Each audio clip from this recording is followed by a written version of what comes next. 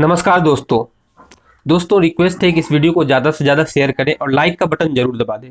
Like करने से ये फ़ायदा होता है कि वीडियो ज़्यादा से ज़्यादा लोगों तक पहुंच पाती है और लोगों को समझ में आता है कि ये वीडियो में जान है और ये वीडियो कुछ कहता है, इसलिए लोग देखते हैं और सरकार तक हमारी बात पहुँचती है। इसलिए लाइक का बटन जरूर दबाएँ। माननीय महोदय श्री नरेंद्र मोदी जी, जो कि प्रधानमंत्री भारत सरकार है, ये शिकायत आपसे है।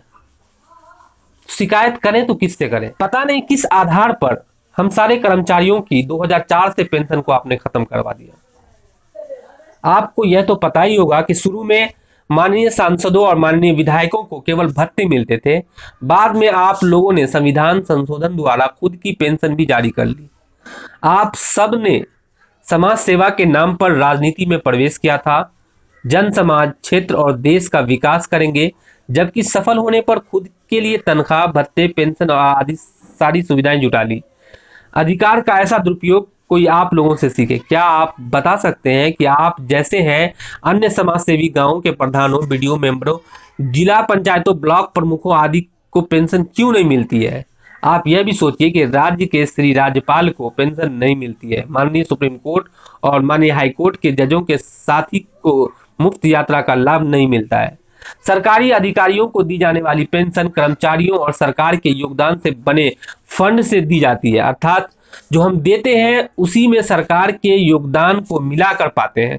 जबकि आप सभी पूर्व माननीय विधायकों और पूर्व माननीय सांसदों को उस संचित निधि से पेंशन दी जाती है जिसमें आप सबका कोई योगदान भी नहीं होता है।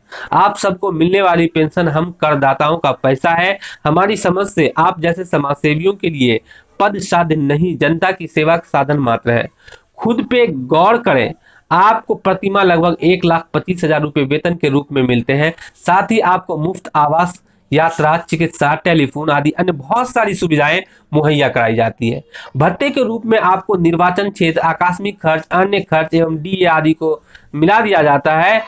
ठीक ऐसे ही माननीय मुख्यमंत्रियों, माननीय मंत्रियों, माननीय सांसदों, माननीय विधायकों को भी मनमाने ढंग से बहुत सारी सुविधाएं दी जाती हैं। आप सब में से एक दिन के लिए भी अगर बन जाते हैं माननीय सांसद या माननीय विधायक, माननीय विधायकों को लगभग 20,000 प्रतिमाह पेंशन तय कर दिया जाता है, जबकि आपको भी पता है कि उन्हें किस तरह की पेंशन की जरूरत नहीं है। ऐसे सभी लोग अरबपति होते हैं और सैकड़ों लोगों को नौकरी पर रख सकते हैं। जबकि सरकारी कर्मचारियों को लंबी सेवा के बावजूद पुरानी पेंशन को समाप्त कर अंशदायी पेंशन की अनिवार्य व्यवस्था की गई है, जिसमें अब तक परिणाम जो सामने आए हैं कि किसी को 900 रुपया महीने का, किसी को 1,000 रुपया परिवार चलाने के लिए नई पेंशन दी जा रही है। हमारी कटौतियां पता नहीं किस कंपनियों को जा रहा है, यह विदित नहीं है। और यह भी अंदेशा नहीं बल्कि विश्वास है कि एनपीएस भविष्य की सबसे बड़ी घोटाला साबित होता जा रहा है। ऐसा क्यों है कि आपकी पेंशन संचित निधि से दी जाती है और हमारी पेंशन कंपनी या बाजार तय करता है? क्या यह व्यवस्था भारतीय संविधान के अनुच्छेद 14 व 21 के विपरीत नहीं है? आप और आपकी पार्टी वर्तमान में एक देश एक टैक्स का बखान करते नहीं थक रही। तो माननीय प्रधानमंत्री जी, यदि एक देश में एक टैक्स से राष्ट्र बढ़ता है तो एक देश एक पेंशन, पुरानी पेंशन से राष्ट्रवाद कम हो जाता है क्या? यदि देश के लाखों कर्मचारियों को वेतन, पेंशन, भत्ता आदि देने से भारत सरकार की आर्थिक स्थिति खराब हो जाती है, तो क्या तमाम वर्तमान व पूर्व सांसदों, माननीय विधायकों, माननीय मंत्रियों, माननीय मुख्यमंत्रियों को वेतन, पेंशन, बंगला, गाड़ी, मुफ्त टेलीफोन, मुफ्त हवाई यात्रा, रेल यात्रा, सस्ती कैंटीन आदि में अरबों रुपये खर्च करने से भारत की अर्थव्यवस्था मजबूत हो रही है क्या? भारत के लाखों कर्मचारी व आम जनता आपका विचार इस मुद्दे पर जानना चाहती है कि क्या केवल लाल नीली बत्ती हटा देने से सरकार के खर्चों में कटौती हो जाएगी? वर्तमान में जब सभी टेलीकॉम कंपनियां 399 रुपये में 3 महीने मुफ्त कॉल और नेट की सुविधा दे रही है, तो भारत सरकार अपने माननीय सांसदों को 15,000 टेलीफोन भत्ता किस लिए दे रही है? क्या देश की जनता मूर्ख है? आप सबने सुनियोजित ढंग से शिक्षक कर्मचारियों पर आरोप लगाया है कि कामचोर हैं, भ्रष्ट हैं, इसलिए पहले पेंशन बंद कर दी, समुचित वेतन नहीं बढ़ाया, अब वेतन आयोग को बंद कर रहे हैं। अपने पूंजीपतियों भाइयों को खुश करने के लिए संस्थाओं को निजीकरण करने का मुद्दा उठा रहे हैं। आम जन को आपकी कार्यशैली पसंद आ रही है, पर ढेर जनता को हकीकत तब पता चलेगी जब हाथ में कुछ भी नहीं रह जाएगा, क्योंकि बुनियादी व्यवस्था के बिना मरीज अस्पतालों के बाहर मरे मिलेंगे। और बुनियादी शिक्षा के बिना भारत जैसे देश के आधे नौनिहाल अशिक्षित रह जाएंगे। और तो और नुकसान की बात कर करके निजी कंपनियां बीच में स्कूल भी बंद कर देंगी, अन्यथा खून चूसती रहेंगी। क्या आप सबको पता नहीं है कि निजी संस्थानों का मूल उद्देश्य तो लाभ होता है? वे उन्हीं उद्योगों को हाथ लेता है जहां लाभ अधिकतम और निश्चित हो।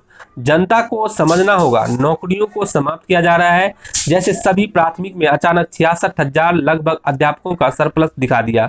आप जैसे कुछ लोगों का मानना है कि सार्वजनिक क्षेत्र का आकार स्वतः भ्रष्टाचार में परिणत होता है। तो कैसे तमाम नॉर्डिक देशों में बड़े सार्वजनिक क्षेत्र हैं लेकिन भ्रष्टाचार कम है? यह देखने में आ रहा है कि जैसी सरकार वैसा काम। एक बात और, केवल हमें ही क्यों, आप सब अपने को क्यों नहीं देखते? क्या आप सबसे हम ज्यादा अकर्मणीय हैं? क्या आप सबसे ज्यादा भ्रष्टाचारी हैं? हमारे ऊपर कोई जांच आती है तो सैलरी रोक दी जाती है, आपके ऊपर जांच ही नहीं आती है, आती भी है तो कोई आर्थिक नुकसान नहीं उठाना पड़ता। अधिकार सुख इतना मादक होता है कि सामान्य समझ भी नहीं रह जाती। यदि 50 वर्ष पार कर चुके कर्मचारी की स्क्रीनिंग करके नौकरी से हटाया जा सकता है, तो यदि ऐसा होगा तो 50 वर्ष की उम्र पार कर चुके नेताओं की स्क्रीनिंग की व्यवस्था क्यों नहीं है? यह कर्मचारी तो केवल एक विभाग या कार्यालय चलाता है। यदि उसकी कार्य क्षमता का इतना प्रभाव पड़ सकता है तो हमारे देश के नेता तो पूरे देश चला रहे हैं। क्या 50 की उम्र पार कर चुके नेताओं के कार्य क्षमता का प्रभाव देश पर नहीं पड़ेगा? सुना है कि आप अपने 56 इंच के सीने से मन की बात करते हैं। यदि वास्तव में ऐसा है तो हमारे उपरोक्त सभी प्रश्नों का उत्तर आप अगले मन की बात में देश की जनता को बताने की कृपा करेंगे। ये सारा मैसेज आपके समस्त कर्मचारीगण के हैं, इसलिए सभी सारे कर्मचारी इस वीडियो को ज़्यादा से ज़्यादा शेयर ज़रूर करें और वीडियो को लाइक करें। हमारे और हमारे परिवार के सुरक्षित भविष्य के लिए अति आवश्यक है।